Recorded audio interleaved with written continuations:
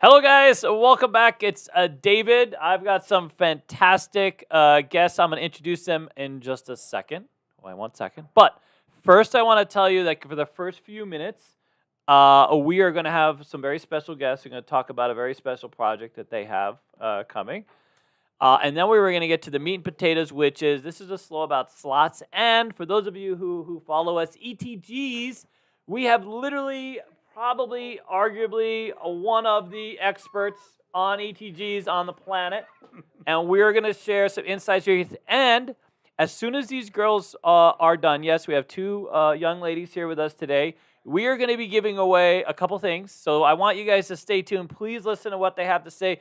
I have some limited edition certified players cards. These literally never made it to the game, but they're gaming certified. They were supposed to make it to a game, but the Stratosphere went and rebranded themselves, and we have them here. They're collectible because you can't get cards like this until they're post game, right? They get to the game and they get hole chopped punch. Up. They get hole punch, whatever it is. Okay, we have our good friend Jim.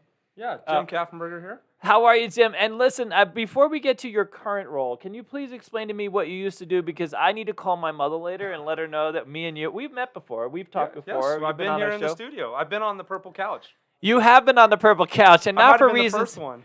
Okay, sir, not the first one. That purple couch has been through some business, just so you know. We've had things going on with the purple couch. It's being fully cleaned. But can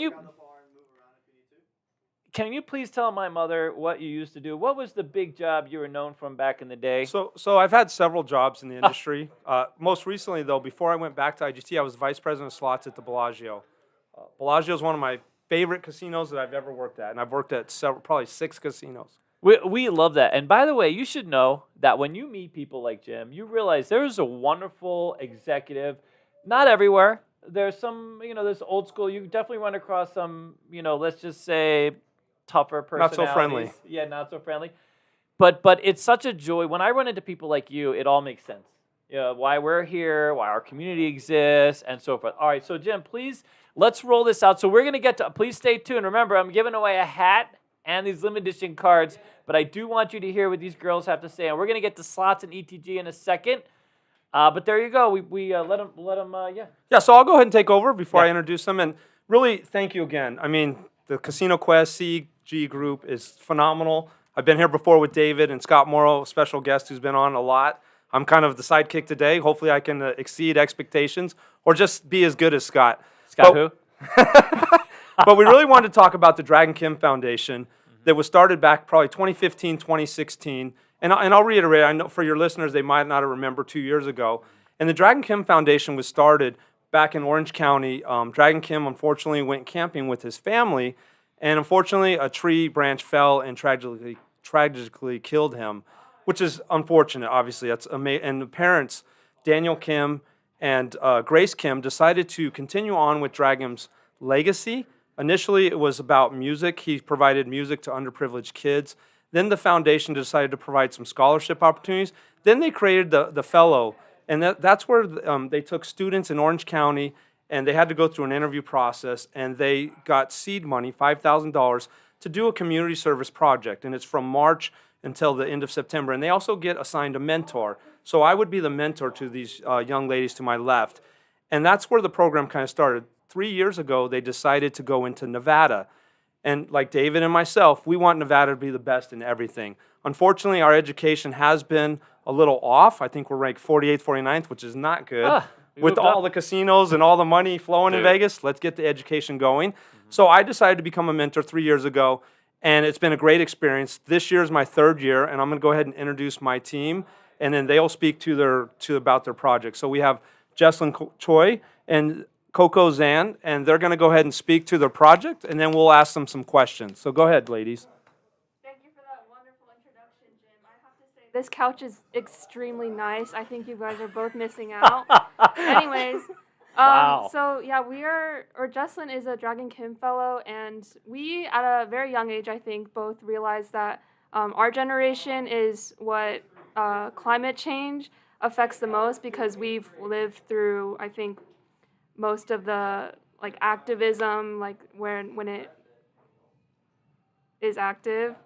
So Jocelyn and I decided to launch a series of projects or a series of community events where we basically help families educate them on what they can do in their households. And these events, we partnered with local organizations here in Nevada, whether that be Make the Road Nevada or even UNLV. And we're very excited to launch them. They're going to be happening throughout the summer. And we have some pretty important guests speaking there too. So look forward to that. Yeah, so we're both just normal high school students, but through the Dragon Kim Foundation, I was able to get this fellowship to kickstart this project with Coco. So one of the things we're working on is composting, and so we're trying to teach the younger generation and just our local community on composting.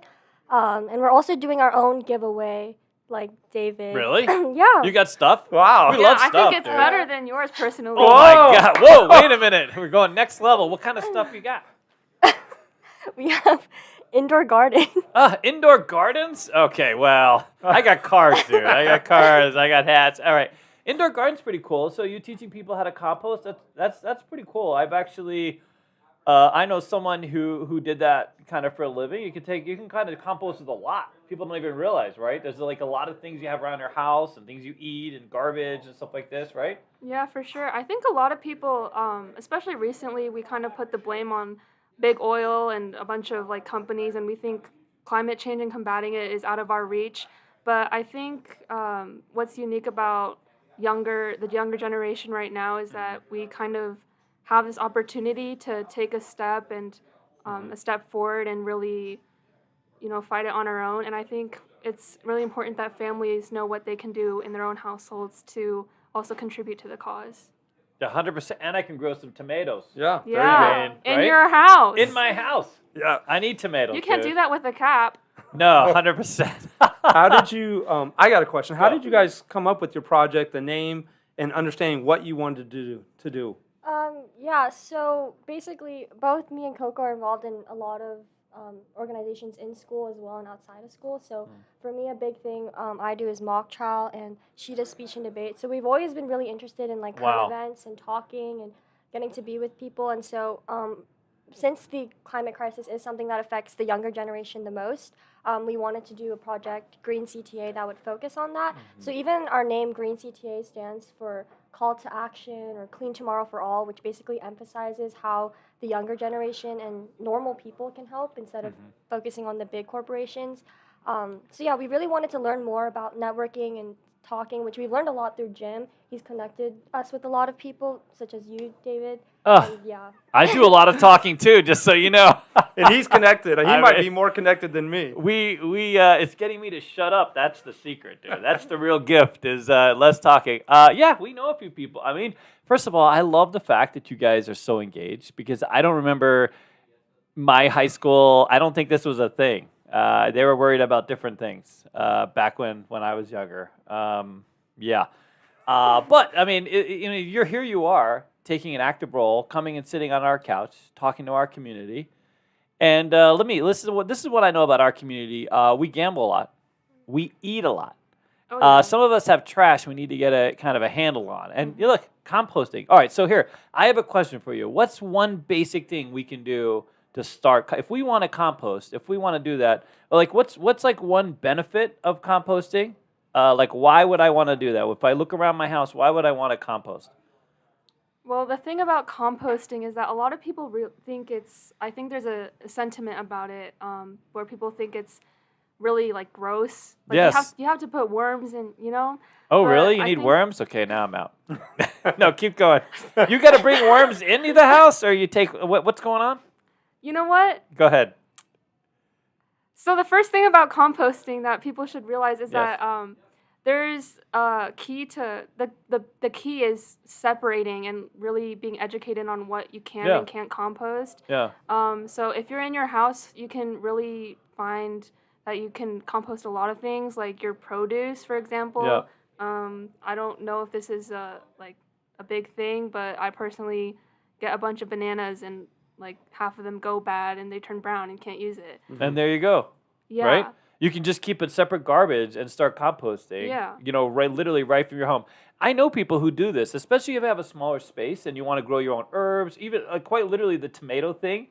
I have a stepsister or someone that I know who lives in California, and she has a real small space, and she grows a little tomato. You know, she does all her own composting. She literally has two garbages, and I didn't know the worm thing though. That's the thing. Got to pour worms in there. That makes sense. Do you have to do that? If you do it outside, like they would already. Yeah. But I also think it's a big part of it is just like doing something out of your own merit. So Yeah. You know that the work you're putting in. Yeah. I mean, how good do you feel bringing in your own tomatoes or herbs, stuff like this? You know what I mean? Because that could be all part of this, no? Yeah, I love tomatoes. I mean, yeah, me too. I Yeah. mean, I love tomatoes. You know what's funny is the less red they are, the more other color, that's like the better tasting. You know. Oh really? I mean, yeah, a lot of us that live here, we like all our food like polished and Like looking a certain plastic way, looking. very plastic looking. You know, because it has to look as way, and that deprives us of. If you go down south, like to places where that's not the biggest thing, they got all these ugly fruits that are delicious. You know what I mean? I mean, that's literally a thing. Yeah. So you can find, I think by actually taking an active role in this, you find new things to eat and explore because you're now in the mix. You're not just going to your grocery store. Now you're trying to grow something for yourself, right? I think it's like a wonderful thing. So I think that's a really good. I like it. Yeah. Thank you. Yeah, it's Yeah. fantastic. Maybe tell us a little bit. What grade are you in, and what high school do you both attend? We're both juniors at West Korean Technical Academy. You know what's really funny? Go. We are actually deemed as a fringe school, like a small rural school, because Really? we're on the very edge of Vegas, on the Oh. west side, like near Red Rock. Uh-huh. So I thought that was hilarious. You guys have a rural thing. Yeah, you know that there are areas of Vegas. I know it's weird because if you get out into the suburbs of Vegas, I went to buy a house that was a pig farm out there. Wow. And you knew right away there was Yeah, a pig you could farm. You know smell what I mean? Like that was a pig farm. I didn't know there were really there's pig Yeah. farms, and then you see people all of a sudden. You look out the window. There's someone with the horse. Yep. Yeah. Going down a Gator, horse there's trail. A lot of horses. We went to the Gilcrease Orchards or Orchard. Yep. We went there and we actually built a composting unit there, which is open to the public. Okay. Oh, and nice. there was like horse dung just in the middle of the street. Oh, We really? took a picture of it. It It's was gonna a really happen big pile. when you have horses. Yeah. I Or actually rode David. horses when I was younger. I was Really? born in Nebraska. Wow, Wow. fantastic. All right, so listen, if people want more information or want to support you guys, how do they support you guys? Yeah, so whether you want to support an organization to improve the climate crisis, get involved, or learn the beauty of ugly-looking tomatoes, you can support us by reaching out to us on our Instagram. At greencta.proj. Proj? Project. GRENCTA.PROJ. PR. Oh, fantastic. All right, Perfect, there yeah. you guys have it. And thank you guys for Yeah, coming thank you. on. We enjoyed having you. Thank you for having us. Thank you for having us. Yes. Yeah. Well, thank you. And we are now going to move on. So first of all, we're going to give away this hat. So a compost. So anybody that's going to put compost, I'll talk to you guys we're tomorrow. going to give away this hat. And thank you guys very much. Thank you, ladies. We'll Good luck. see you soon. Good luck. All right, we're going to give away this hat. Casino Quest, thank you guys very much for staying tuned. Me and Jim are going to get in the meat potatoes of this conversation. And I love that you're here, dude. Thank you. It's fun. It is fantastic. By the way, we definitely have to congratulate these two young ladies. I think it's fantastic, especially here in Nevada. You know, if you don't already know, there's a lot of great reasons to come to Vegas, but I will tell you right now, you may want to consider private school for your kids. Some of our public school system has really lagged, Yes. and having these kinds of programs and getting people involved is really key. I will say I would love to guilt the hell out of literally everyone. All of the talk about connections. I mean, how is it that we do not? I've been there for 32 years. We're always this joke when it comes to education here. I mean, right? No, you're absolutely right, and that's why I kind of wanted to take this up. I have two daughters both are in high school. One will be going to college next year outside. They're going to the University of Florida. Go Gators! But I'm a U of A Wildcat fan. But I love it. But no, education here, I think we're ranked like 48th or 49th. And when you see what these kids are able to do, and the Dragon Kim Foundation coming out to Nevada, which is great to see, and they want to continue to grow, and they're also doing Arizona as well. Mm-hmm. So they want to continue to grow. And I forgot to mention that it's the DragonKimFoundation.org. If there's any of your listeners that want to look about it, We're always looking for mentors. If there's a time that you want to donate, I've set them up with a lot of people I know from UNLV, gaming industries, people that own restaurants. I had to meet with those folks. So if there's anything that you guys want to do, we're going to continue the Dragon Kim Foundation in Nevada as we move forward. All right, we got compost going in the thing. Compost. Okay, so is that enough time, or can we trigger? All right, let her rip. All right, here, you tell them when to stop. Stop. All right, and then we're gonna pick a number. 1 through 10, 8. Near miss, you're the winner. Near miss. All right. You got it. Dennis is gonna let you know how you can get this hat. Just make sure to email us, so a hat will be on its way. All right, I am very excited. This is literally one of the smartest guys in slots. No. Can you say who you work for now? Or Yeah, so I work at IGT. Yeah, so just a little background. I Sure. worked at Harrah's or Caesars Entertainment 13 years. Okay. Harrah's Laughlin, Harrah's Las Vegas, the Rio, Flamingo, Caesars Palace. Caesars Palace to Mecca.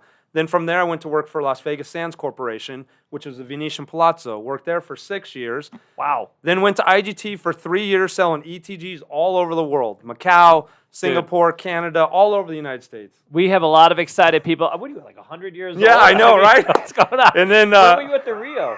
I was only there for 9 months, though. Oh, I see. So okay. with Harrah's, you moved around a lot. I worked Caesars. at the Rio before it was Harris. Yeah, I came right when they purchased it. Oh, okay. And going to all these properties have been amazing. So, yeah, it's just fun fantastic. working in the casino industry.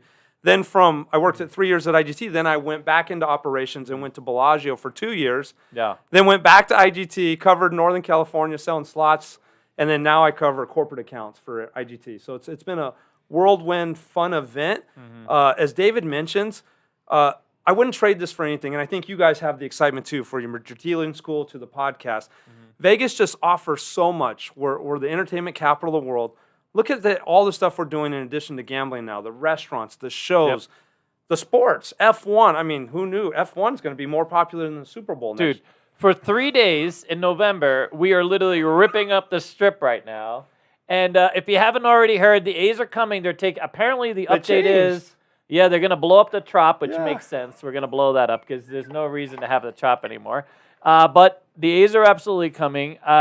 I agree. It's funny because slots have become a show in themselves. Yes.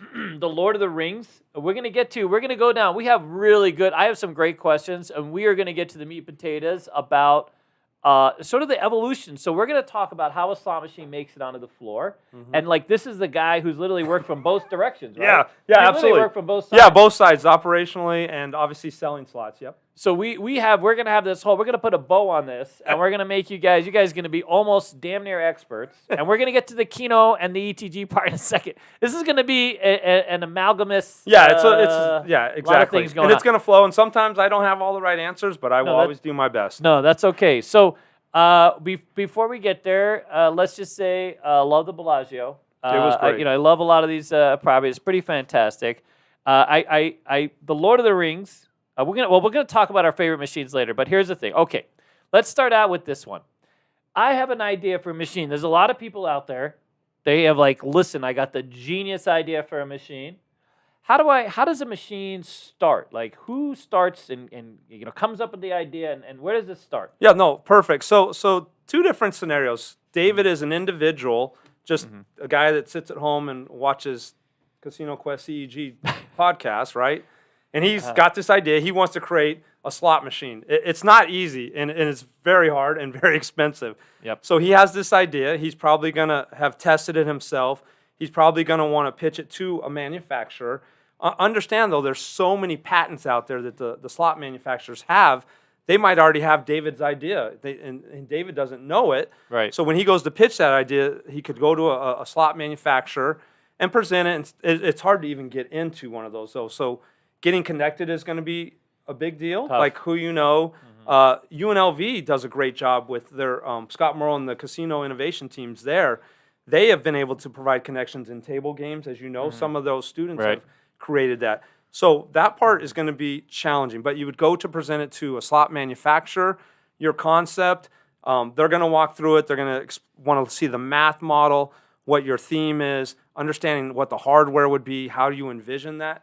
So it's hard. It's a lot. Yeah, it's I a know lot. the math alone. You got to Just- come with the real math. Yeah, just the math alone. Like I work at IGT. Obviously, there's other competitors out there.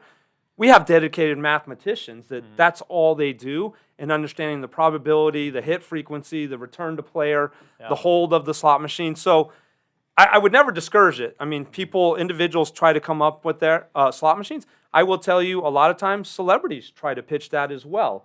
And if you look on casino floors, not saying celebrity or name and likeness games are hard, but more and more you're not seeing as many of those because we as manufacturers have to pay a licensing fee To the celebrity. to the celebrity. To have their face. Yeah, so there's a cost to that. And Right. if you look at a lot of those, back in the day, you saw a lot of celebrities, but you're not seeing as many of those celebrities on there because players are adapting. You're seeing more Asian attuned slot machines, Right. which is what they like the symbols and the You don't have to excitement. pay the dragon Yeah, or the you don't fat have to Buddha. exactly. Yeah, You don't have to those- pay them anything. yeah, So no. that definitely reduces your cost. So that's kind of the first step if you're an individual. Now, from a slot manufacturing standpoint, we hire developers, game developers, mathematicians, and we call those studios.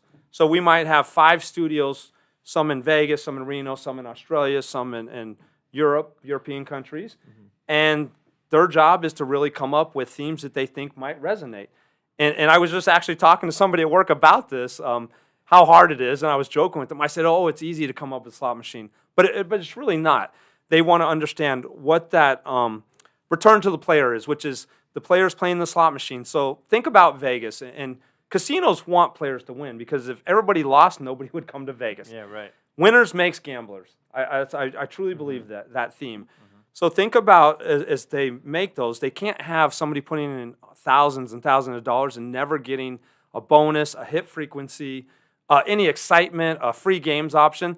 So you have to take existing games and math models, and those studio people or those game developers, they walk casino floors. They go out and see what's popular, and they go and play them. I mean, I hate to use the word, but the people that make those games, we want them to be gamblers in themselves so they understand what the player feels. Right. Now, I mean, we want, if David plays slot machines and he's a game developer, we want to understand what those consumers and players are doing and the ride of the game. It was volatile or low. And that's the hard part to determine. Some gamblers out there like a game that they don't mind putting the money in because they know there's going to be a big jackpot. So we call that the volatility. So it's a high volatility game, meaning it's a grind. You're going to play there until you get to that. Like but- Megabucks. yeah, Megabucks Something is with a a perfect big example. jackpot. A large jackpot, Yeah. Wheel of Fortune, which are great IGT products. Then you have ass and seat games. yes, Where exactly. you want to just literally play all day. and getting some bonuses and just keep them Just along and hang grind it out, out. grind in, it in out. tables language. And then, yeah, 100%. Yeah, the ass and seat, that's my favorite game. yeah. I'm already resigned. Megabucks, I used to try Megabucks. They're fun. Yeah, they're fun. And you go through it and you don't expect, I mean, listen, it's either win or, it's ride or die, as our friend Snapper always The says. one good thing about Megabucks for Nevada, unfortunately, we don't have a lottery. So you have the Megabucks, which is a life-changing event, Right. which resets at 10 million, and it go. I mean, I've seen it as high over the years, Yeah. up to 17 million. Is that yours? IGT, IGT, baby, that's all the way. yours. Yeah, Megabucks. Yeah, dude, that's big. All right. So, a lot goes into a machine. And then, here, well, I'm going to scroll back a little bit because I want to ask you this is true. So, I've heard that when a machine has an IP where it has like a star attached to it or a name, or like, I see like the I Dream of Genie machines, the Lord of the Rings, that kind of thing. I've heard that it takes away a little bit because because the cost of those machines is higher, so the payoffs are not quite as great. Is this? Can you talk about this? Yeah, so it can. What can happen is it can change the return to player. So Okay. you have the slot machines, and just so your listeners, there's going to be a hold percentage, just like on table games with roulette, baccarat. There's a hold of the game, Okay. and the random number generator is kind of there. There are some ranges as slot manufacturers will make these games, and maybe it's a 10% hold, 8% hold, or 5% hold. But to your point, we do have to, a percentage of that could, like on a progressive, if you put $100 in, maybe 3 cents goes to the progressive to build that. We do have to take into account the cost of those licenses. So that's why it is easier to sometimes use non-licensing product, Right. because then it can provide a better return to player. Right. Yeah. Okay. Yeah. Here. Before we get started, I got my, because my brain is very tangential. Yeah, yeah. You know what I mean? I'm prone to rants.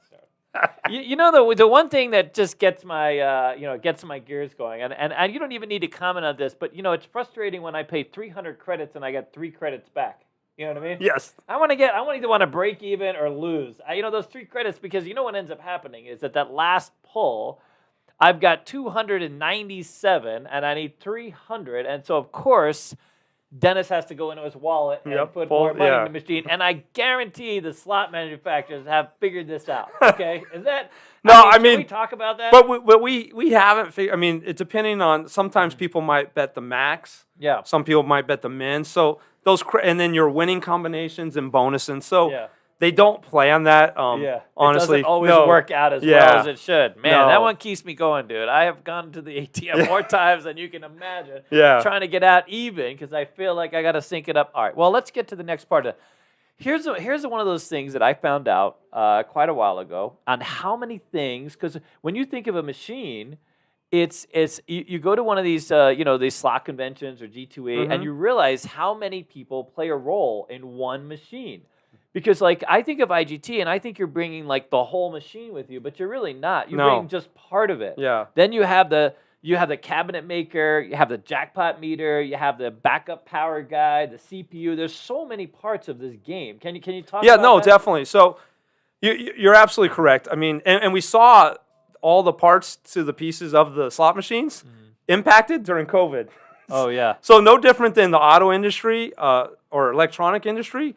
We had delays on parts, whether it be a harness, which is just simple wiring, the monitors, the screens, 4K monitors.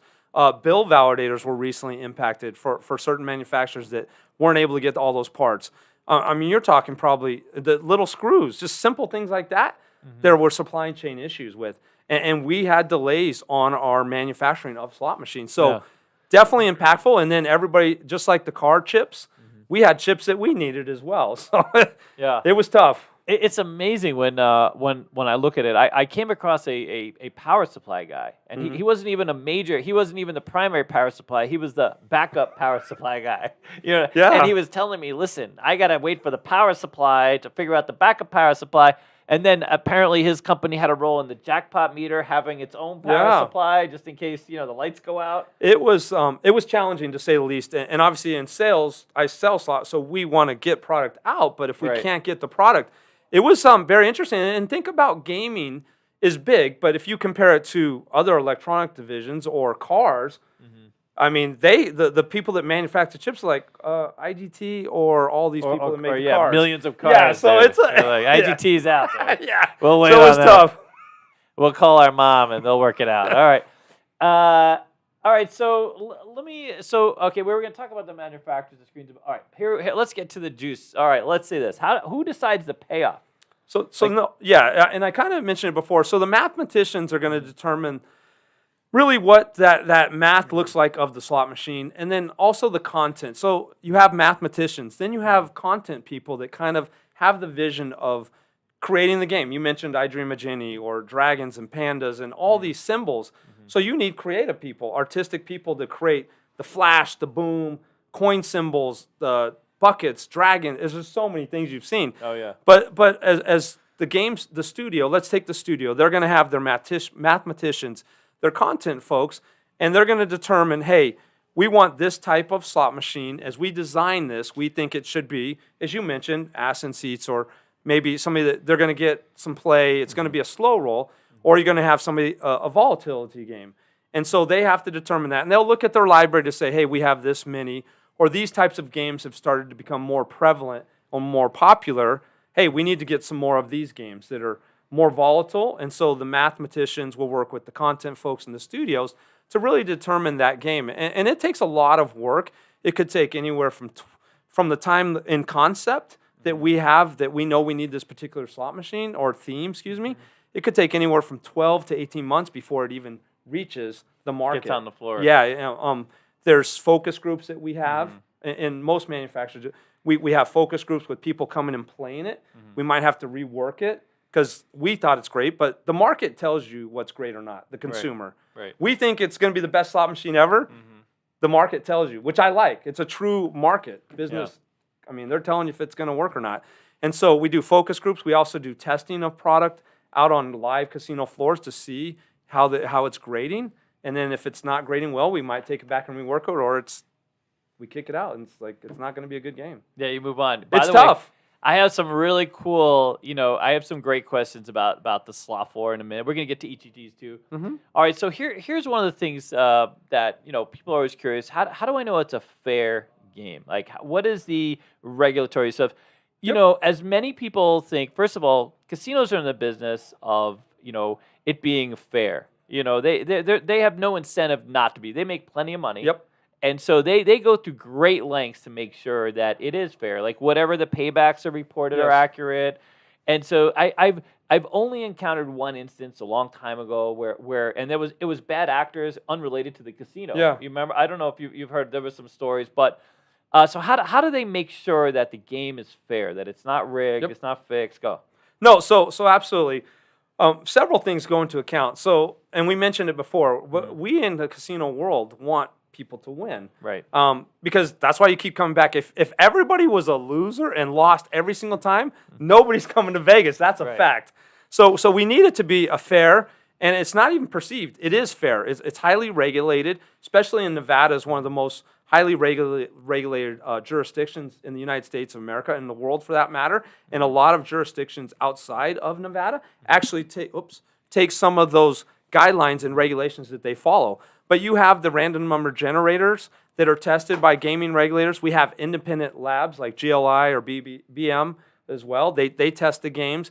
And we also, one of the things Nevada Gaming does is they have secondary people checking the work. So if I'm the main engineer and I check it, they also have other people check their work. Because some of the things that, unfortunately, that have happened from irregular incidents where somebody might have been trying to scam is when there's people working in the inside and maybe creating chips or not. Yeah. The gaming industry is very highly regulated. I repeat that. We want to have a great experience and a fair experience, and we take it very seriously, and it is very important that is communicated to people out there. We, interestingly, me and Alex we are contacted several times a week.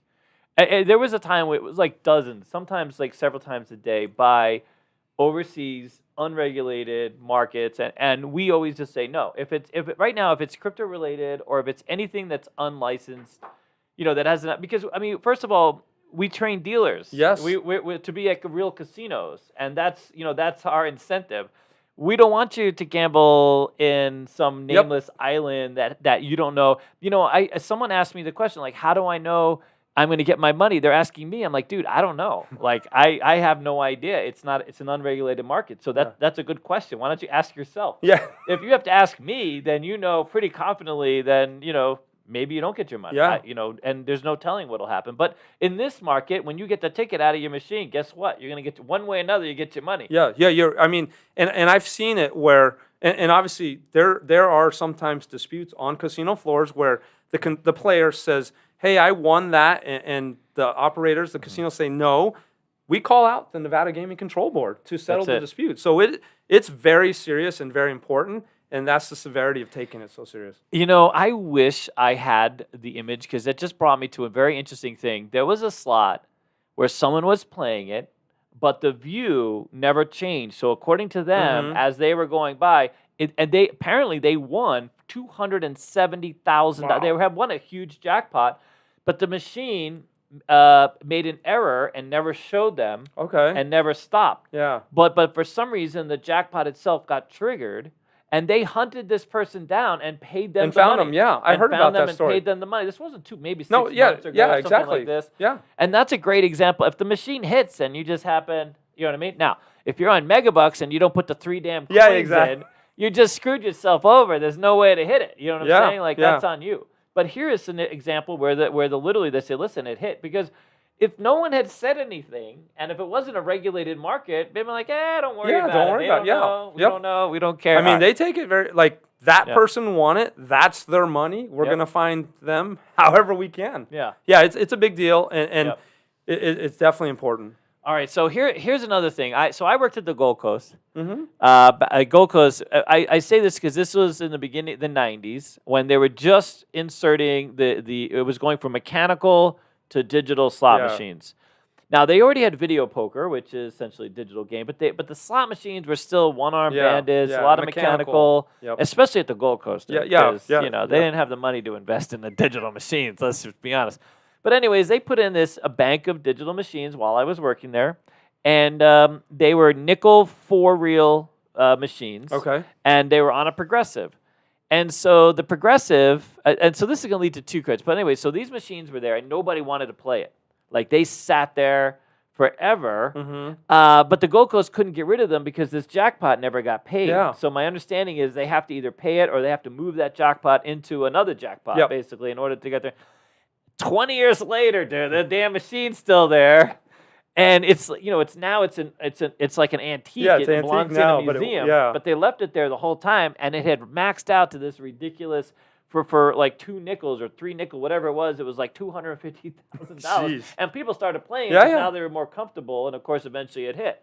So what is the, you know, are we missing something because we don't have the mechanical machines, or are the digital machines a better, you know, experience? So it's a fair question. I think if you look at and 2 things I'm going to talk about, that the digital experience as well as the evolution of penny slot machines and the increased betting on penny slot machines. So I don't think we're missing anything. And I hate to say it, but the casino industry is the true, where the market tells you if something's going to work or not. Like, so we introduced the slot machine that you did. They didn't want to play it, but eventually people started playing it. They liked it, and it's no different than the Tito tickets, which is the Tito ticket in and ticket out, versus cash or coin. And everybody thought the Tito tickets weren't going to survive. And they actually, the first time they were launched, they actually were not successful. And then a year later, it took over, and then now you see that. And so that's one example. But on the digital games, you're not missing anything. It's a better customer experience, and the customers dictated it. So initially, in that place at the Gold Coast, they probably put them out. People didn't play them. But eventually, it started to evolve. And one of the things, and I've been in the business a long time, similar to you, customers were asking me, why do you keep putting all these penny machines on? Which is the main video which started happening. Yeah. Well, why are you putting all these penny machines? We like the $3 reel, and we want to bet 2 coins and all that.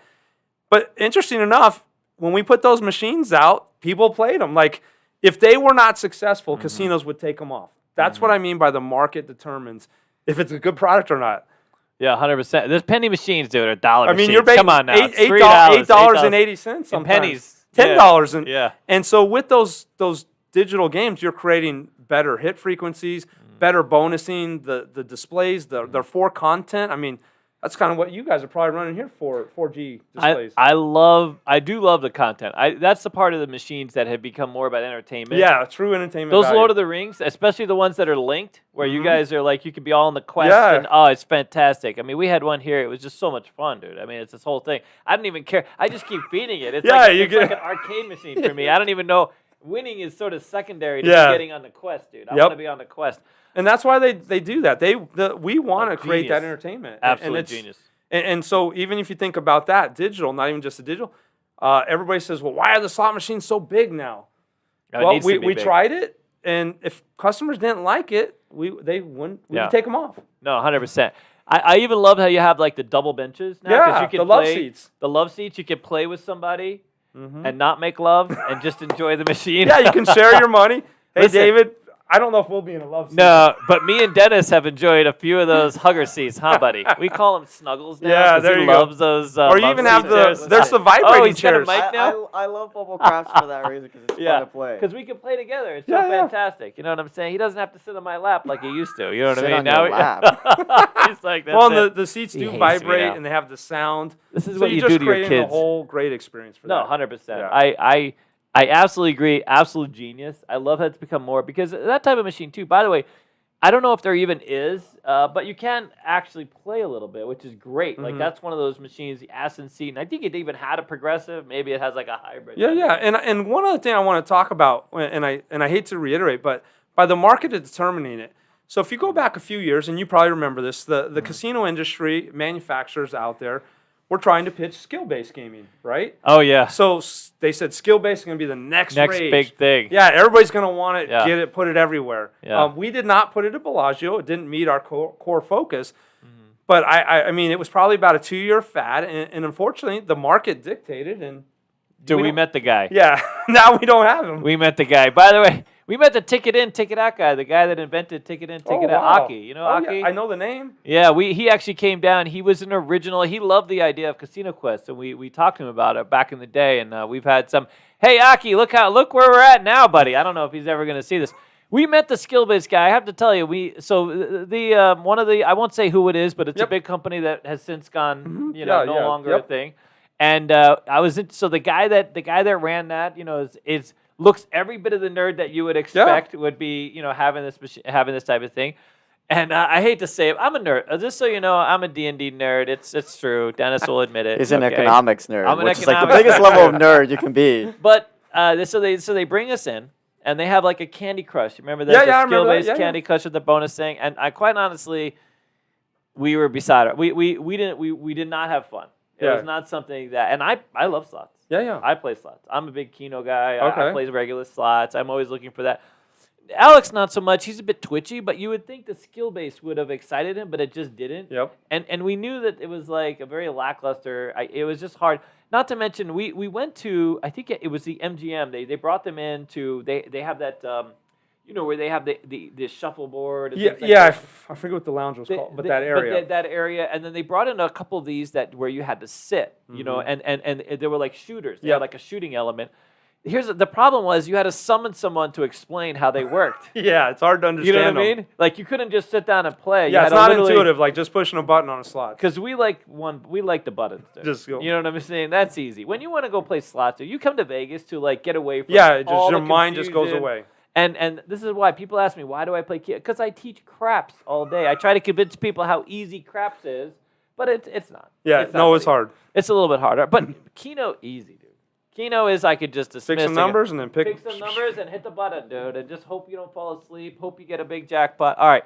We're going to move on. We're going to give away another thing of cards, and we're going to get to ETGs in a minute. We're going to get over the slot thing because we promised every slot. Yeah, no, absolutely. You're going to hang out just because Yeah, I've got plenty of time. Okay, good. We got plenty of time. I'm here for CEG and Casino fantastic. Quest. We love you, dude. I love this stuff. This is going to, even if it's not going big now, it's going to go big because this is a really great conversation. And there's a lot of people, because this is the stuff that regular people, want to know, right? Yep. I'm going to skip over the RNG and the slot curve thing because no one cares. Yeah. No, everybody wants to play a slot and hope that they can win. Well, when someone told me how the slot machine works, it's a little. I don't want to know. Yep. I want to have fun. They want to keep that, and they don't even want to know. Listen, if you come to town and you think you're going to be a professional roulette player, thank God. You know what I mean? Grab a buffet coupon and hit the casino. Pay your rent before you start playing. You know what I mean? Like that's a different. Yeah. Okay.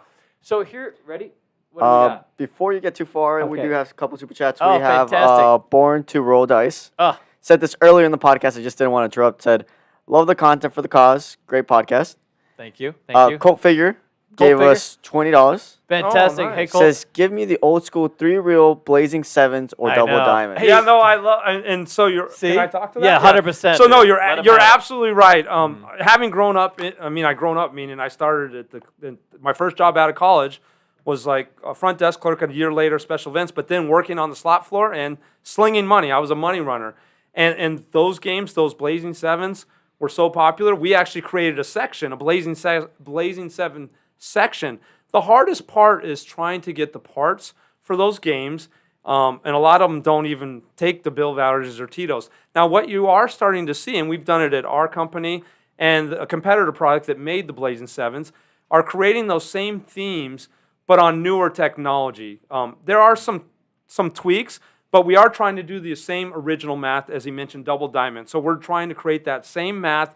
It's just it's a newer cabinet because the old ones are just so hard to repair and fix. There are a few casinos, local places. Yeah, there's that some still have downtown. them. Yeah, they still have the Blazing Seven. But again, they're running out of parts. It's not even a thing.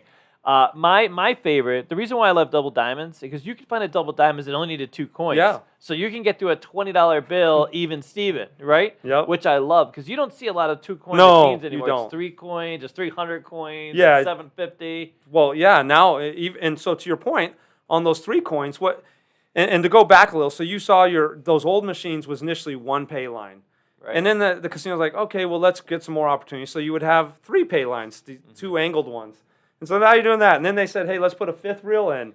And so you're creating more betting opportunities and excitement. And the same thing is similarly happened in table games, and we'll talk more about that in ETGs, but table games has evolved similar to slots with progressive and side bets and all that. I love my favorite was red, white, and blue. Yep, those are good. I mean I played those to the end of time. So yeah, and Blazing Sevens, and the Blazing Sevens had their own little mini jock bet per machine, which was nice. Yeah, and usually it wasn't taxable. So there's no guarantees, but obviously they play it, and they knew that it wasn't going to hit $1,200. So it might be if it was 11,94, you knew it might be getting close. So you want to prime that up. Yeah, so you dated yourself, sir. Thank you, but those are we agree. I'm in. Yeah, my wife's having worked in casino. I mean, I don't gamble anymore. Obviously, when I first moved here, I had tips and I gambled a lot, and I said I can't keep doing this. I love working in it. My wife likes the Wheel of Fortune. It's been around for 25 years. We just had our 25th anniversary, but just getting the spin, and that's what people love. Wheel of Fortune. Yep. Dude, and they don't even care at that yeah, point. they're just happy to get that. I'm going to feed it until that thing goes off, dude. That's all I know. Yeah, they're playing for the wheel. And it's amazing to see it's fantastic. the psychology behind that. No, it's really good. I mean, that's the entertainment, right? Mm-hmm. That's the thing. And I think for me, the digital experience provides another level of entertainment. Yes. As much as I miss the Bandit, and I do miss the red, white, and blues and the double diamonds. I loved when the diamond moved up. Yeah, those the push ones. The push. Yeah, push up or down. Cool. Those were neat. Added another level of engagement, right?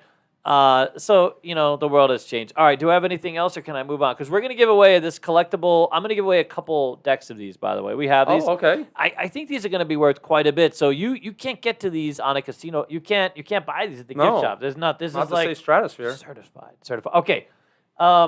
Are you ready? So, all right. So, who is the guy at the casino? So, here's an interesting thing. I can walk into a casino nowadays, and I can get a sense. So, I find that casinos, especially, we have traveled all across the country, and have, some places that are literally just a slot casino, don't have any tables. Yep.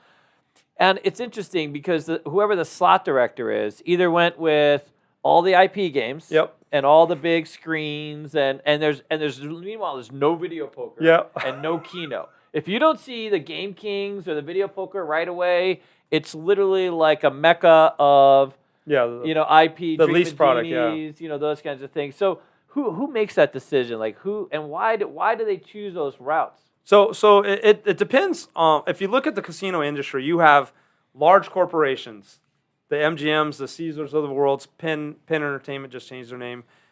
Several large corporations, they have corporate slot teams. And they're definitely reviewing, look at analytics, and determining what the best product is, and as well as their margins, right? Because they have shareholders they have to report to. And so some of those IP games, and we call them leased product, there's a cost to having those. But sometimes you could say those games perform better than the older games, even though I have to pay money for this licensed product, they could perform better. And also at the same time, I don't have to spend any capital to purchase those machines. Those machines are owned by the manufacturers. Hey, David, can you put some of those in? Yeah, there's no cost to me. They get a percentage. I have to pay them a percentage, but I don't have to have an outlay or capital. So sometimes you have corporations that do that. Sometimes you have one-off casinos that are one-offs that they do the analysis. They similar to what the downtown, some of those folks, they kind of have their own strategy. They want to have a good mix of the lease product. Some places, believe it or not, have created video poker zones or areas. When I first did Harrah's Las Vegas, we had a video poker area that's all dedicated video poker. Love it. And you're seeing a lot of zoned, themed areas. But really, the slot directors, the VP of slots and gamings, it's usually a holistic approach. But I've traveled all over the world as yourself, and sometimes you will have certain operators that, and I'm not saying there's a right or wrong. Everybody has their own opinions with this, what type of product.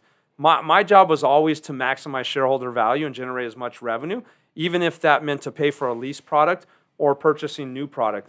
But you will see on certain casino floors, to your point, that excitement, and that creates a lot of excitement. And having worked for two different organizations at the time, I went to one that was like, hey, we don't want as much lease product. But then I went to a different company, was like, we don't have core gamblers, the Davids of the world that are playing those machines that know even what Double Diamond is.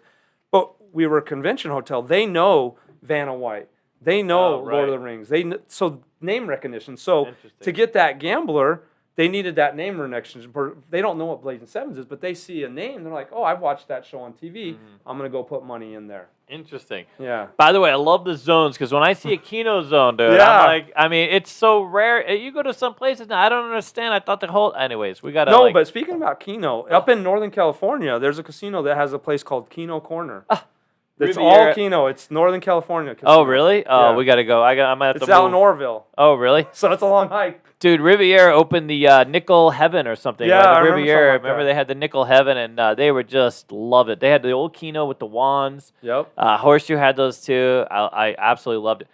I do want to give a shout out very quickly to Rick. Ellis brought speaking of the slot floors. Ellis brought the slot director from El Cortez. Okay, yeah. Which for me, that El Cortez has had one of the greatest mix of 100%. especially classic games over the time. Yeah. Over time. Yep.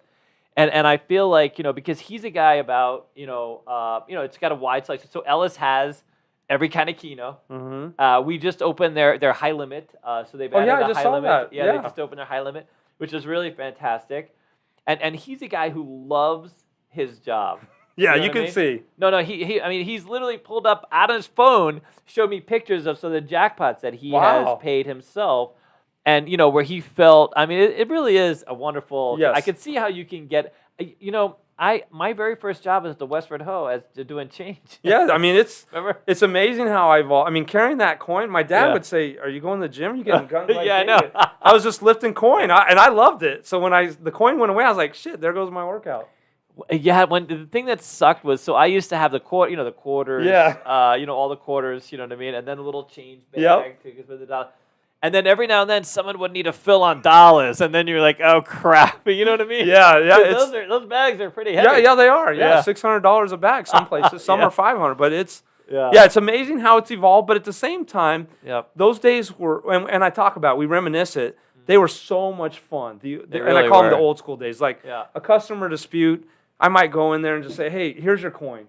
Yeah. Well, it should have paid me 10 coins. Here you go, sir. No problem. Go ahead and play it because you're Yeah. gonna put it back in. Yeah, 100%. Remember there used to be the carousels, the slot machines, Yeah. right? We'll reminisce for a second where they would, people would give them racks. Yeah, racks of coin. And then they would fill up the rack, and if you were a good slot host right there, you would get a couple. Yeah, that's how people got Yeah, they tips. tipped out. Yeah. And it was just. I mean, they thought that certain people, I mean, they take it serious. As you guys know, people are superstitious in the gaming world.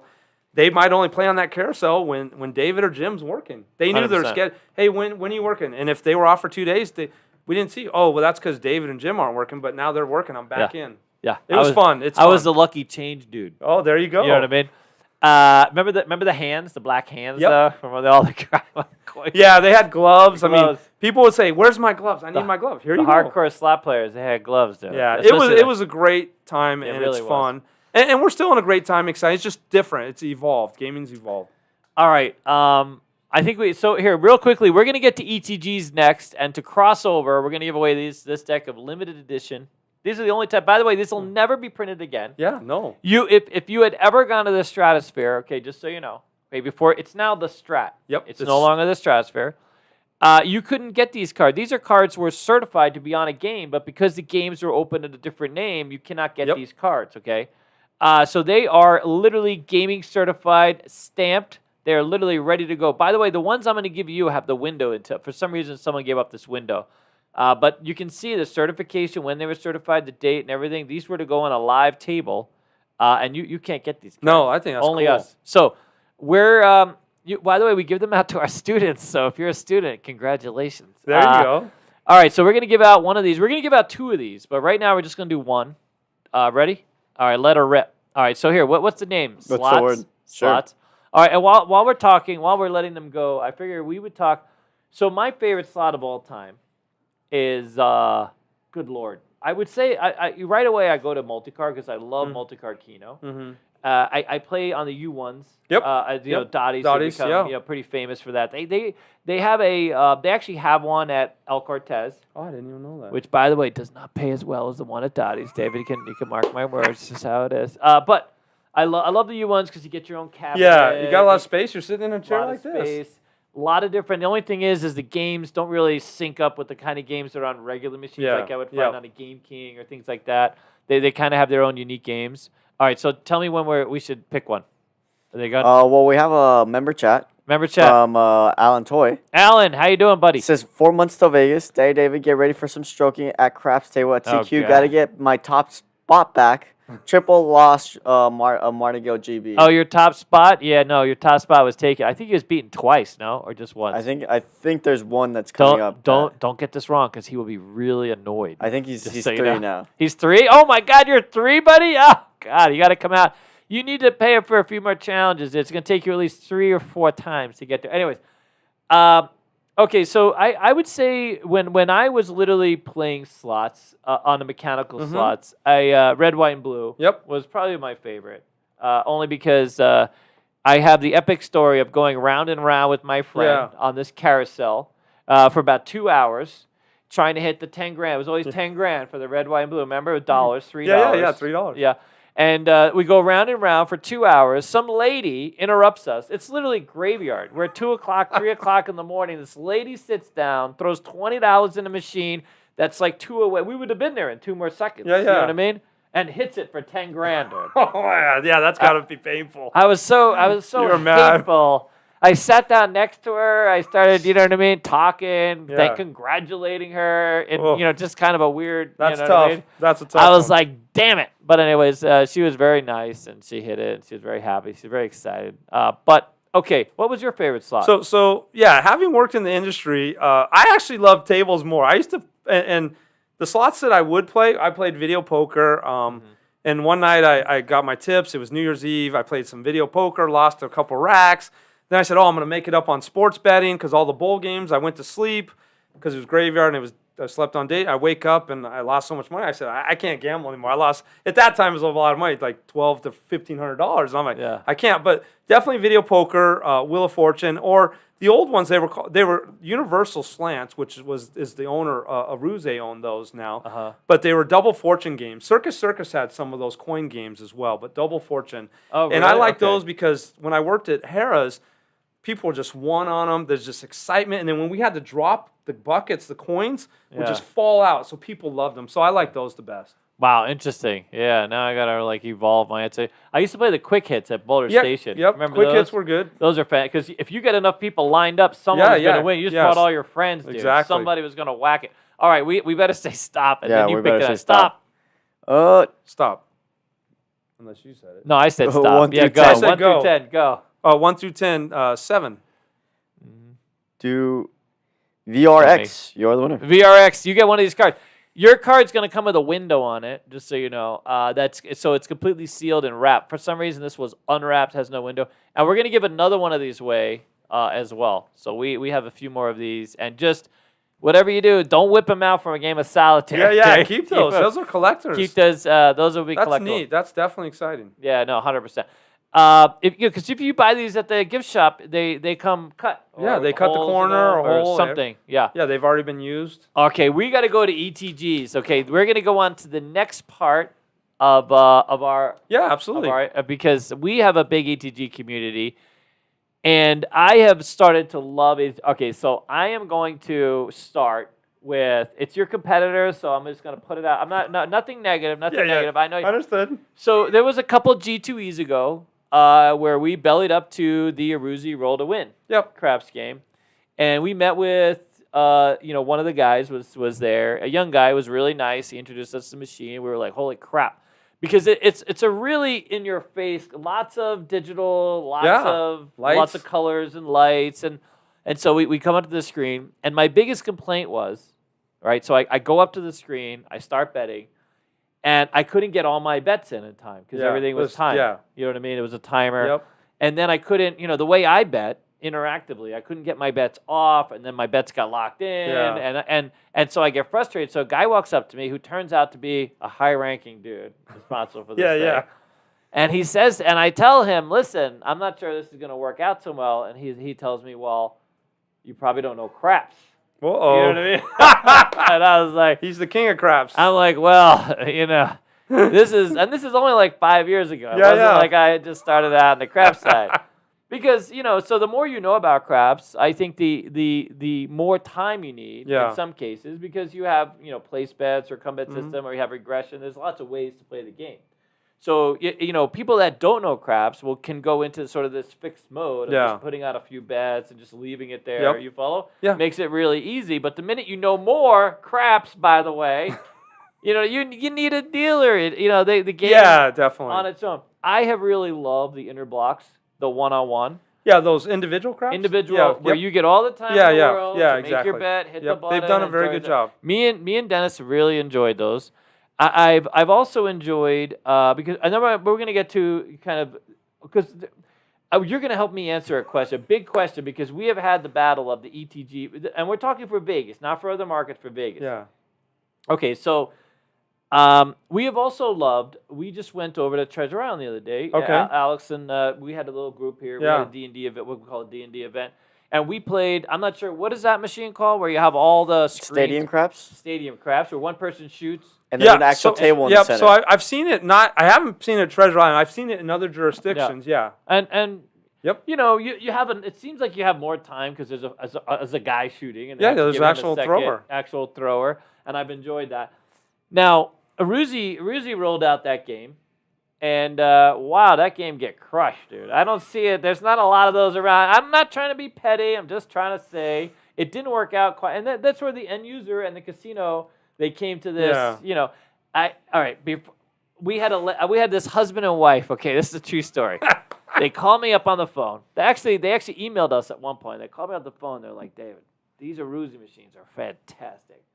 This dealer, because they would put dealers on there that didn't know what they to don't do know. the dice. Yes, they were just. And I won't tell you how to take advantage of the game, because it's still a thing. But they were like, listen, every time we need to pay our rent, we just go to the casino. Yeah. Oh. We literally just go to the casino. And I'm like, how is this a thing? How did they not figure out that people were taking advantage of the game? Yeah. And people were. People found that there was and a then way they to eventually take advantage of the game. They fixed it. Some of the casinos have found it, because unfortunately, just so I'm sure your listeners know, usually people always get caught, and people always get greedy, unfortunately, and that's what happens. So the casino starts noticing that their drop was significantly, not like $1,000, $300,000. Yeah, $100,000. Yeah, maybe do $1,000, but when you go to the big, what kind of rent are we talking here, buddy? they're Key West. Try to win a little bit at a time. Yeah, Jeez. but no, you're absolutely right, and that's game protection is very, very important in ETG space as well. So here's the thing, okay? The real big question that people have is, will ETGs take over live tables? The answer is no. Never, ever in my lifetime. Yeah. And I'm just speaking for it, and I sold the product, just so your audience knows. So, and I didn't know a lot about tables, and I don't know all the bets, but I went out to casinos, and I traveled a lot, and I went to specific sections.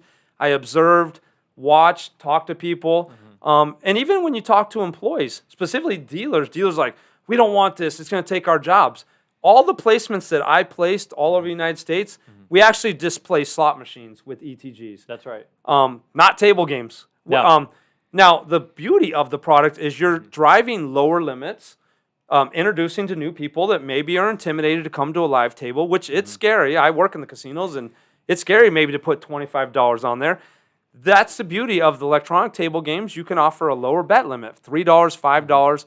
That's what you do. And then you can optimize your live tables with better bets, better guest experience. You're driving a better experience. I love that you have said this, because I have been we recently there's been a couple of people, one of them specifically who knows the industry a little bit from the slot perspective, from the kind of news, and came out with an article not too long ago that was talking about how, if you look around Vegas, there are some casinos who have had to where their table games have been taken out. Yeah, they had to scale because of labor. Because of labor, Yeah, not it's not because 'cause ETGs. They would love to have live table games. They Labor. love it. Yes, so if any of you have a chance to go to a casino where it's all slots, it's a whole different place. Yeah. And if you go to a community, like we went to a place in Kansas, it was literally all slots. It was self-service drinks. There weren't a lot of people. Because of labor. And there were no tables. It feels like something completely different. Yes. When you go to a casino and there are people around a table and they're cheering and they're interacting and there's all this social It's a great engagement, experience. It's a fantastic, and it's it's like the soul. It's like it's interesting. I had this conversation at one point within LinkedIn with the Galaxy, one of the VPs or president of Galaxy Gaming, and because they really focus on table game additive, things that go with table games. And we were talking about how the soul of a casino is really the tables. Yeah. That's what makes it feel special. Yes. That's why the crap tables are by the cage and on your way you see all these people having fun, interacting, and I know for our audience, but I agree that the slots. I mean, ETGs are a fantastic way to be introduced. Yeah, to the game. introduction. And literally risk a little bit of money. Yep. Put in a 20. Learn how to play. Learn how to play.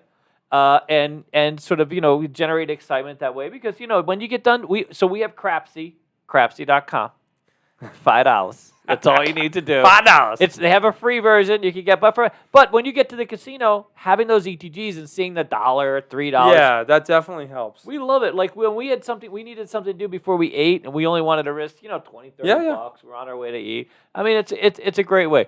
All right, here is and now I talked to an engineer. We went to this last G2E. Yeah.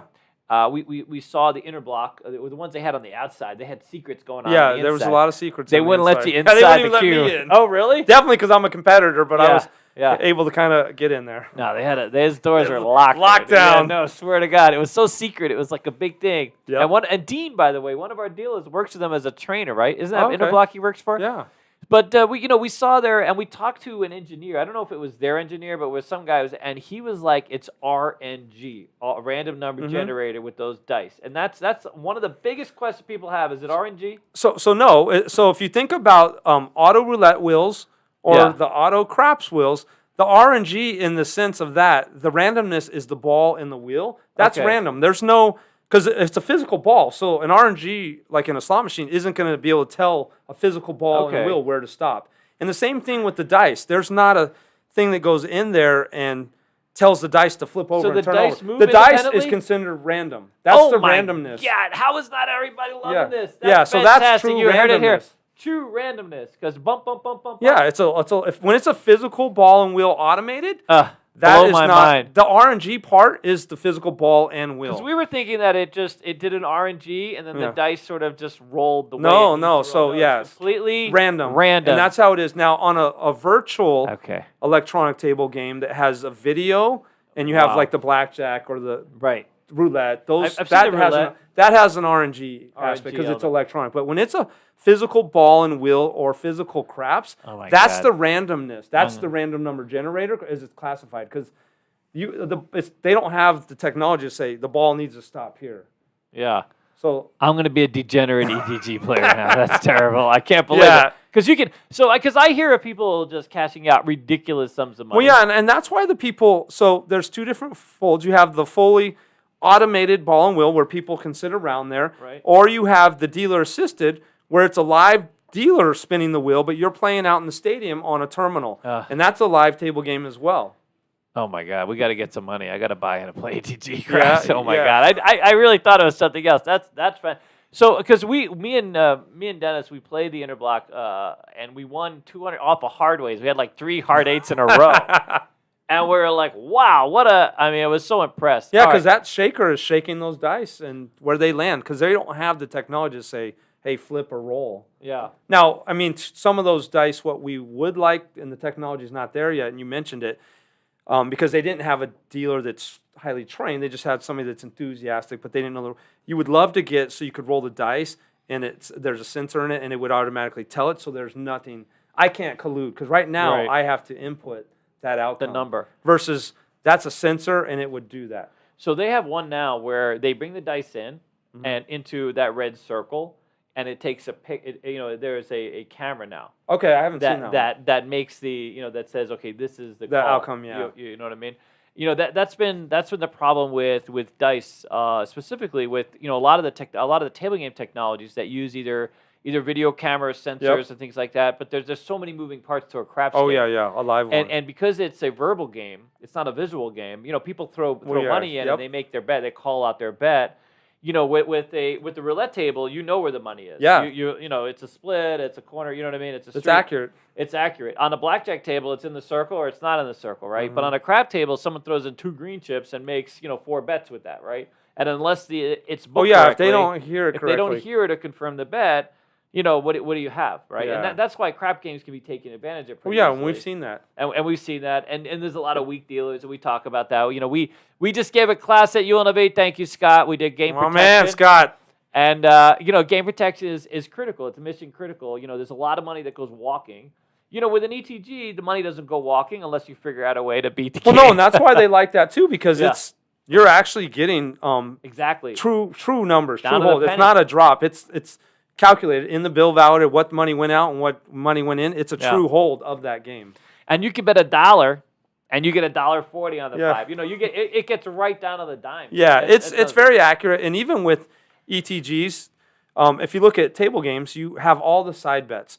So I think of, and I'll talk about. So if you think of live Baccarat, that's where I think live ETGs are awesome. And actually, we installed some of the first ones at the Venetian Palazzo that were from Macau. In Macau, you see these massive stadiums, and the reason for the live ETGs in Macau is you have to be from Macau first and foremost to deal on the floor there. So there's not a lot of people. So labor's a little tighter, 1% unemployment, and then there's restrictions that the regulators say that you can only have 200 live table games, physical tables.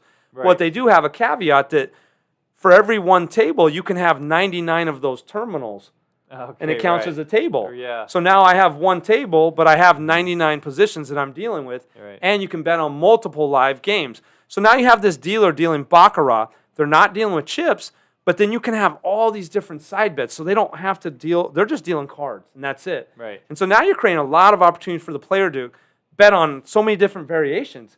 You can bet on getting the straight Bach, tie. I mean, there's so many side bets, and that's what's been exciting about electronic table games is you're creating these different betting opportunities, just like in slots with all the bonusing and stuff. Now you can create these bets for ETG, which is neat. And some players, the hardcore can still play their same betting structure, banker player, but now there's other opportunity, and people like excitement. No, they love it. I will say this. One of the things that I thought would take away, we went and saw when the Palms adopted their, because the Palms. So at the Palm before, I haven't been in there recently, but when the Palms was stationed, Yeah, they the had property, some over there. I sold They them. had the stadium. Yep, Bach. they that had was two you? different ones. Yeah, right by the Asian noodle. And they were genius. Yeah. And especially when you have a smaller footprint. The casino floor is relatively Yeah. small, and what a great, easy way to get in a lot of Baccarat. And they filled them up. Yeah, it was perfect. I mean, it was genius. And we would stand. Me and Alex went in there and we're like, okay, well, this could be the future of Bach, right? Yeah. And it also takes away, believe it or not, Bach there's a lot of people with a lot of nuance. It allows Yes. them to play two. How they want to play. Because they play two hands, Yeah. right? They could play. They the could two play hands. concurrent. Yeah. Because you can't go back and forth on two Baccarat No, games. not at all. But on the digital game, on the ETG, you can bet. Yeah, that's the beauty of it is the concurrent betting Yeah. and the multiple. I mean, playing multiple hands. Like Yeah. in Macau, there's 8 dealers, and think of one dealer dealing 2 Bach games. So now you have 16 different Bach games that they get to Multiple- choose from. Yeah. That's like Baccarat heaven. No, that is Baccarat heaven. That's why. Yeah. It's interesting you mentioned. So we saw this blackjack table, not the one. So we have a MIDI table that's originally from the MGM Mansion. Oh yeah, yeah. That Joe Wilcox. Do you remember Joe Wilcox? I know the name. He recently passed away. Yeah, He his kid was uh, Chris Wilcox. So He worked in the casino he industry. was a wonderful human being. He was very, had a long career in Yep. gaming. He opened the MGM Mansion, and he was friends with Alex. Alex ran it. Well, he was friends with the school, so Yeah. he helped out the school. I'm going to get to the school in a minute because I definitely want to clarify as far as the ETG thing, but. He gave us this MIDI game. We're trying to figure out what to do with this. A MIDI game is usually like a bigger table. So sometimes easy Baccarat or mini Baccarat is played on the table that's Yep. the size of a blackjack Yep, table. Right? exactly. But then they have these MIDI games. So we call them also ADA games, which is Americans with Disabilities Act. Yep. So they require some casino pits. They'll have tables you can sit at Or- or come to with a wheelchair, Yep. this kind of thing, and are easy to access. But these are also MIDI tables. So we're looking at this MIDI table. It's normally it's only Baccarat. It only has like 5 spots on it. Yeah. And it was a high limit Baccarat table. Yeah, So that's there's neat. lots of room for people. Yeah, space. And we're like, what do we do with it? Well, we can Macau it. We can put 10 blackjack spots. Because in Macau, interestingly, like Wynn, when he opened Macau, they only gave him, a limit. They only let him have open like 200 200 tables, yep. So you know what he did? He has, instead of having 5 or 6 spots, he's got 10 spots on Yeah, the exactly. table, right? Yep. So he made these massive games. That sucks there's if you're always the a way. dealer, but there's always a way to work around it. It sucks if Yeah. you're a dealer. All right, so First, I want to introduce. So I want to give away these cards, but before I do that, I want to talk about. I'm going to real quick and pivot, and I want to explain because I've had to write this up twice, especially for the Vegas market. So the labor market in Vegas has been very tight. There was a guy that recently posted this TikTok that, of course, he's a player. He doesn't know nothing about gaming, and he went home and he posted this TikTok that got a lot of views talking about. The casino games table games are dying. ETGs are taking over. He mentions very specifically some casinos who have pulled out the tables. And the reason they did that is because they don't have the dealers. Yes. And the reason I know that is because I know these casino managers. Like literally, not all of them, but a lot of them. Yeah. I mean, our school today alone, we talked with 4 different either vice president of gaming, president of gaming, casino manager, just today. Yeah. Because we're constantly in the mix and trying to figure out because casinos are definitely they want to keep these games open and they have dealers or floor supervisors that they just can't keep on the floor. So. The tables aren't going anywhere. No. When people walk up to a table, what ETG is a lower entry point. Yes. These are $20 bills. It's an introduction. $100 bills. I call it an introduction to table games. And table game people that play table games, well, you guys know, it's $500. It's $1,000. It's last month's rent, this month's rent, next month's rent. You know what I mean? They're taking markers out. You're taking marker. You're not taking a marker out. No, on an ETG, you're probably not doing that. Or an ETG, although I've seen people do that. Yeah, no, you're seeing more and more. Mainly, you see it in high limit slots. They take markers. But yeah, 100%. So here's the thing I'm going to introduce. Let's just say in the very near future, there are a couple casinos that are coming online. We have Durango Station. Yep. There's Fontainebleau opening up across the street.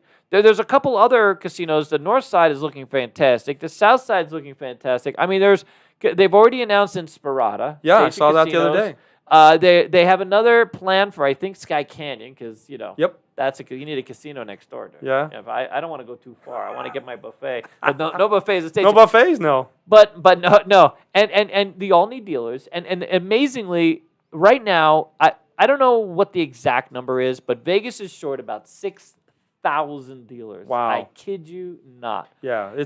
It's becoming a bit of a crisis. So here's the thing. If you want to be a casino dealer, I'm going to give you a free path and a paid path. You ready for this?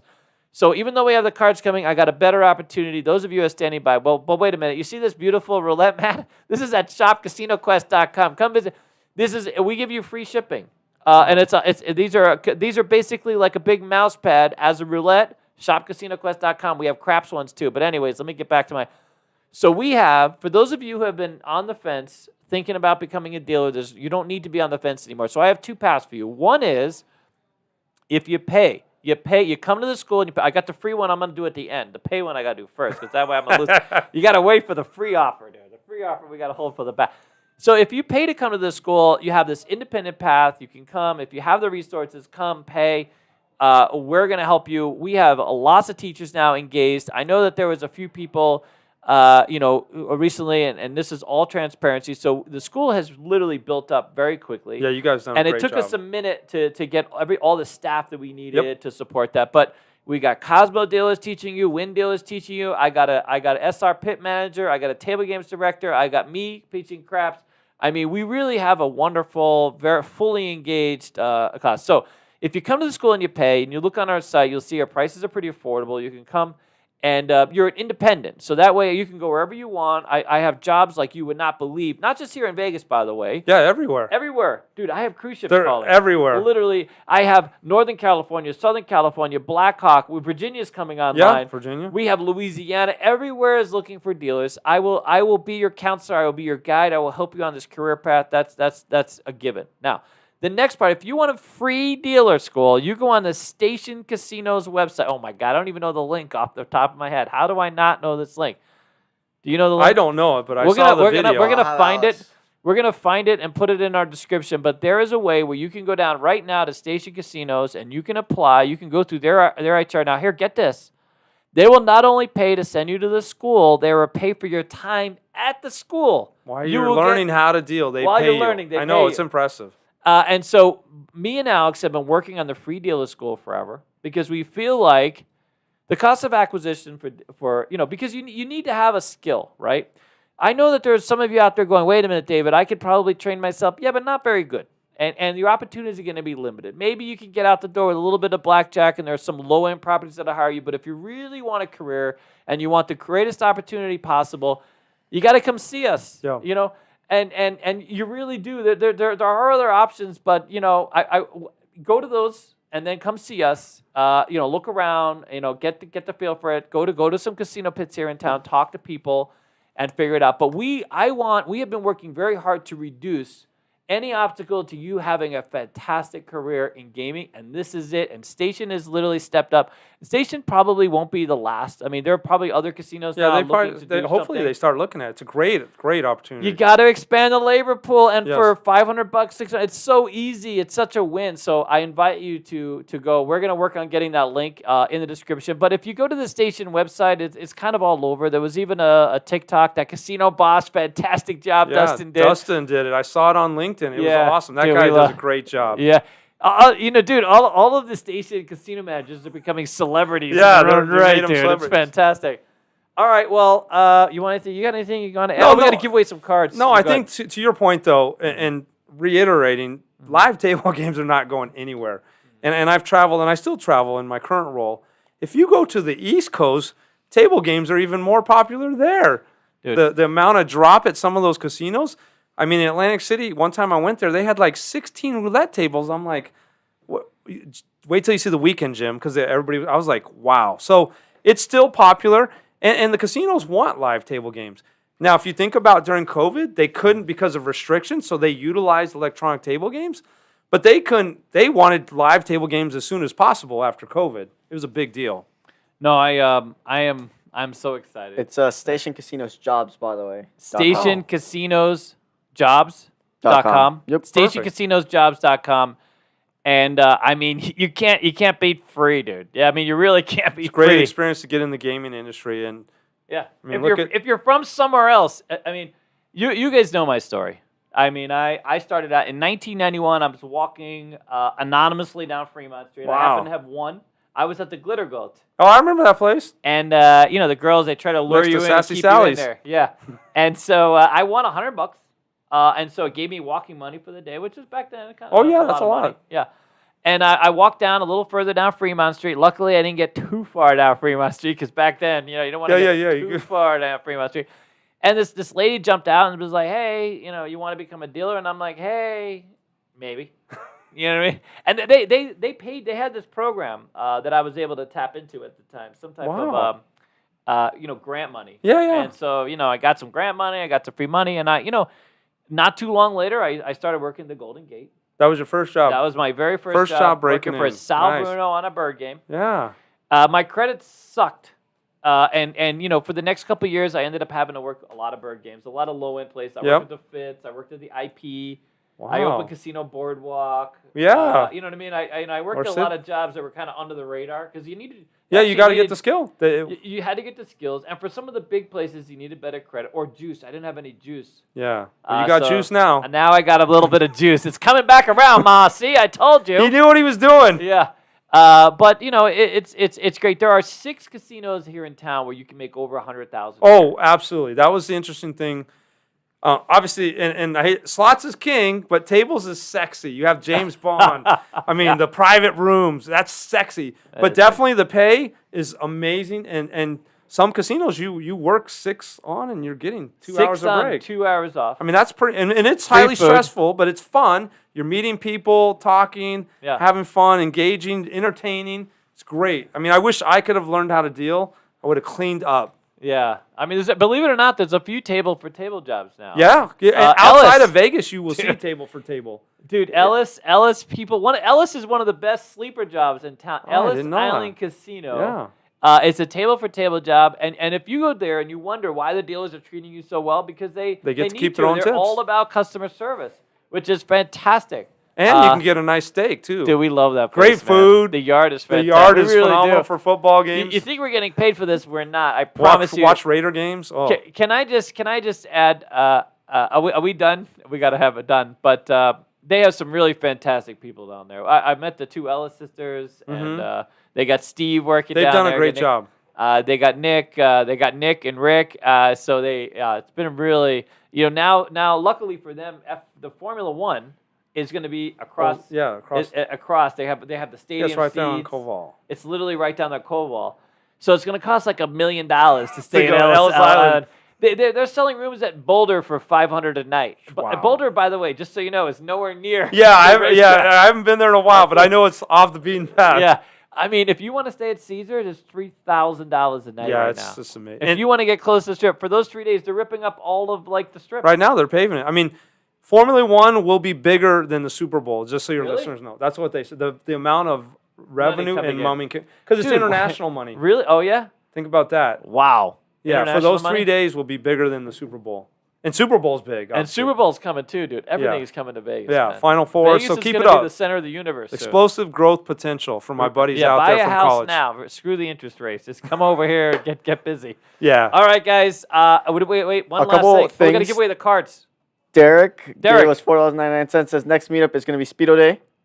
Oh God, I better And work then give towards him that. a word. Give him a word so I can do the last plug. We're gonna give Yeah. a word. I mean, well, we got to give a word. ETGs. I don't know. Sure. ETG. Throw that in Okay, there. ETGs. ETG. Yeah, that was a great topic. ETG. Yeah, no. Thanks And for having me. Yeah. As you guys type in the Jim. chat, Alex is going to be streaming slots, and I'm putting the link in the chat here, so feel free to. We're click building that. up a very brand new slot channel. Oh, cool. We're gonna have Alex doing Slot working influencer. ETGs. Yes, slot influencer. We own the Vegas influencer domain. It's not for sale. It's not Okay, for sale. that's Vegas. good. And then on Wednesdays. I'm gonna be playing Keno. Oh. It's gonna be Keno Wednesdays. Jet's already established that he is gonna be because I don't know if Dennis loves Keno. That's right. I forgot. Dennis is all Younger big wins people on are Keno. playing Keno now, No, especially at the 100%. bars because they It's they a can young man's socialize game, and they dude. can just push the button while It we're is. talking. It really is. Dennis, let him know that your big wins on Keno, buddy. Huh? Yeah. Listen, it's hard not to win if you're not putting money in the He machine. put money in. His first I'm playing off of jackpot his was on money. Keno. It's hard. Can I play off his money too? yeah, right. go That's ahead. true. He's a big baller. We- Look at we- the studio. We won $1,800 of where we're talking. We were at literally Green Valley. Wow. On the phone with the biggest Keno hater. One of our store managers, Nick. Big Keno hater. We're talking to Nick, and we can't stop winning, dude. It's fantastic. And Oh. I'm like, sir, I'm like, Nick, I got to put you on hold. I buddy. gotta- I got this Keno jackpot coming. He's like, no way. Okay, Anyways, it's tell me fantastic. when to stop. All right, stop. A number 1 through 10. Number 10. Number 10. I'm going to butcher your last name, Joseph W. I'm just going to say W because I'm going to butcher it. So here you go. I'll Yeah. type your name in chat. Congratulations. Yeah, we're gonna send you an unmolested deck of cards. There you One go. with a plastic, so brand new, mint condition, that whole thing. All right, guys, thank you so much. Thank you so much, Jim. Oh, no, thank you. It's really awesome. I that love was what you guys are fantastic. doing. I love Vegas. I mean, this is a great episode though. People are gonna be watching this forever. That's some great information. I Yeah. think people are much more empowered. Good luck to you, Lord of the Rings and Keno. Yeah, play the those are my slots things. as king, but tables is sexy. Remember that. Tables are sexy. See, I am sexy. See that? Too It's all sexy. done. All right, guys. Thank you so much. Thanks, everyone. Have a great one. And Fade to again, black. the stream is in the chat, sending the link. Okay, Bye. bye, guys. Bye, guys. Fading to black. Bye. Off to Keynote on 1. Yeah, always. Up to Keno. Dude, that was rocking. Thank you. Yeah, no, I appreciate it. Anytime you want to come in. I love